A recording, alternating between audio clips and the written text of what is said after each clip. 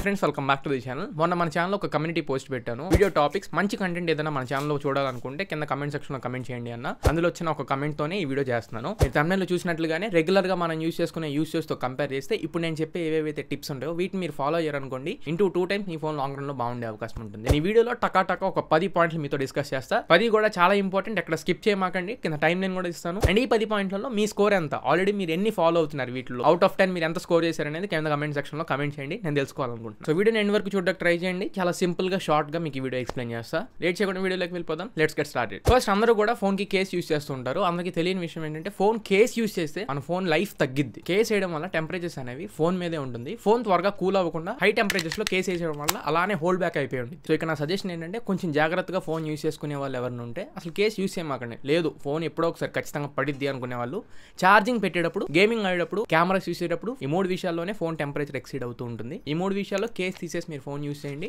Temperature పెరిగినా కానీ వెంటనే బయటకు వెళ్ళిపోతుంది. And second most important thing, phone ఇలా త్రో చేయమాకండి. లోపల ఉండే హార్డ్వేర్ ఖచ్చితంగా ఇంపాక్ట్ అవుతుంది ఆ షాక్ వల్ల. కెమెరాలో ఓఎస్ సపోర్ట్ ఉండేది కదా, అంటే మాన్యువల్ గా హార్డ్వేర్ లెవెల్లో ఆప్టికల్ గా లెన్స్ అనేవి మూవ్ అవుతూ ఉంటాయి. మీరు ఫోన్ ఇలా వేసినప్పుడు ఆ షాక్ కెమెరాకి ఇంపాక్ట్ అయ్యే అవకాశం ఉంటుంది.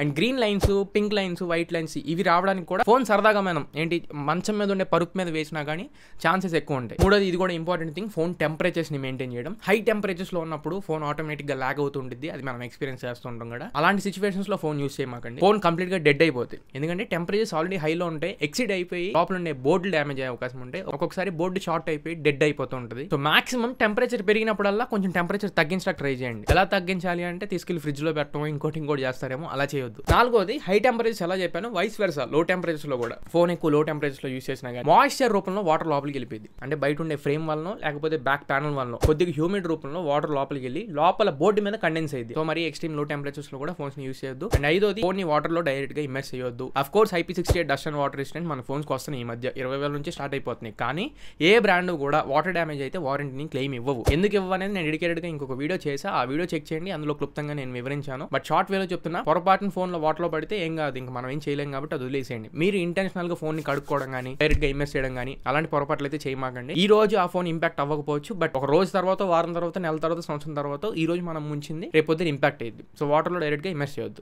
ఆరోది, ఫోన్ ని రెగ్యులర్ గా క్లీన్ చేసుకుంటూ ఉండండి. క్లీనింగ్ అనగానే వెనకాల పౌచ్ తీసేసి తుడిచేయడం అలా కాదు. కింద పోర్ట్స్ ఉంటాయి అండ్ బటన్స్ ఉంటాయి. వాటిలో మనం టూత్ బ్రష్ ఉంటుంది కదా, ఇంకొక బ్రష్ ఎక్స్ట్రా కొనుక్కోండి. వీక్ కి మినిమం 2 or 3 క్లీన్ చేస్తూ ఉండాలి. టూత్ బ్రష్ తో కింద పోర్ట్స్ ని క్లీన్ చేయండి, మైక్స్ దగ్గర క్లీన్ చేసుకోండి, పోర్ట్స్ దగ్గర క్లీన్ చేసుకోండి.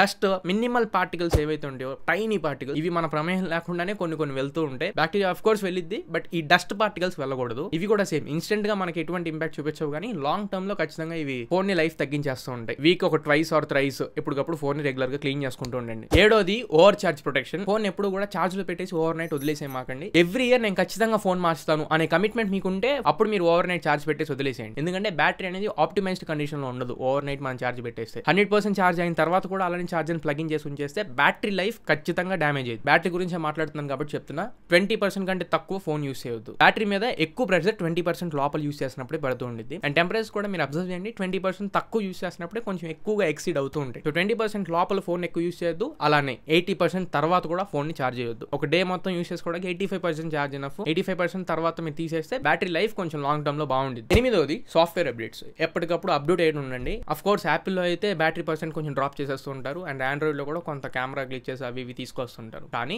UI పరంగా అండ్ బగ్స్ ఏమైనా ఉంటే అవి ఫిక్స్ చేసుకుంటూ, Android security updates, unwanted glitches or bugs ఏమైనా ఉన్నా కానీ అవి పోతూ ఉంటాయి. సో ఇంటర్ఫేస్ అనేది మరి లాగీగా, జిటరీగా ఉండకుండా అప్ టు డేట్ కొంచెం స్మూతర్ ఉండే అవకాశం ఉంటుంది. ఎనిమిదోది, ఫోన్ కి ప్రెషర్ ఇవ్వద్దు. ఇది ఎలా అంటే మనం కూర్చుంటున్నప్పుడు కానివ్వండి, లేకపోతే బైక్ మీద ట్రావెల్ చేస్తున్నప్పుడు కానివ్వండి, ఎలాంటి సిచువేషన్స్ లో అయినా ఫోన్ ని పాకెట్స్ లో పెట్టుకొని వాటి మీద ప్రెషర్ పడేలా చేయమాకండి. బాడీస్ కొంచెం బెండ్ అవుతాయి. లాంగ్ టర్మ్స్ లోనే ఆ బెండ్ అనేది ఫోన్ డిస్ప్లే మీద కానీ బ్యాటరీస్ మీద కానీ చూపిస్తూ ఉంటాయి. కూర్చునేటప్పుడు ఫోన్ తీసేసి జేబులో పెట్టుకోండి, ఆరెల్స్ పక్కన పెట్టుకోండి, ఆరెల్స్ జేబులో పెట్టుకోండి. 10వ పాయింట్, టేబుల్ మీద ఒకవేళ మనం ఫోన్ పెడుతున్నప్పుడు కెమెరాస్ కి ఒకవేళ కెమెరా లెన్స్ ప్రొటెక్టర్స్ ఏమైనా యూస్ చేస్తే ఓకే, ఆరెల్స్ ఏదైనా మ్యాట్ కానీ ఏదో ఒకటి పెట్టి ఆ తర్వాత పెట్టండి. స్క్రాచెస్ అవి పడుతూ ఉంటాయి. మీ ఫోన్ ఫోటోస్ తీస్తున్నప్పుడు అంత మంచి రెజల్యూషన్ క్లియర్ గా డీటెయిల్స్ ని క్యాప్చర్ చేయలేవు ఒకవేళ స్క్రాచెస్ కనుక మన లెన్స్ మీద ఎక్కువ పడిపోతూ ఉంటే. సో ఫోన్ కెమెరాస్ వైపు తిప్పి టేబుల్ మీద పెట్టేటప్పుడు కొంచెం ఒక పాయింట్ గుర్తు పెట్టుకోండి, కెమెరాస్ ని కొంచెం జాగ్రత్తగా పెట్టుకోండి. ఓవరాల్ గా ఇవి 10 పాయింట్స్. ఫోన్ యూస్ చేసుకునేటప్పుడు ఖచ్చితంగా నన్ను గుర్తు చేసుకొని, అంటే ఈ పాయింట్స్, ఈ 10 పాయింట్లు గుర్తు చేసుకొని కొంచెం జాగ్రత్తగా ఫోన్స్ యూస్ చేసుకోండి. 2 సంవత్సరాలు వచ్చే ఫోన్ ఖచ్చితంగా 4 సంవత్సరాలు వచ్చింది. సో ఇది ఫ్రెండ్స్ ఓవరాల్ గా ఇవాళ మన వీడియో. ఈ వీడియో మీకు నచ్చింది అనుకుంటున్నాను, నేను ఖచ్చితంగా ఉపయోగపడింది అనుకుంటున్నాను. మీ ఫ్రెండ్స్ అందరికీ షేర్ చేయండి. మళ్ళీ ఇంకొక మంచి వీడియోతో, మంచి క్వాలిటీ కంటెంట్ తో మీ ముందు తిరిగి వస్తా.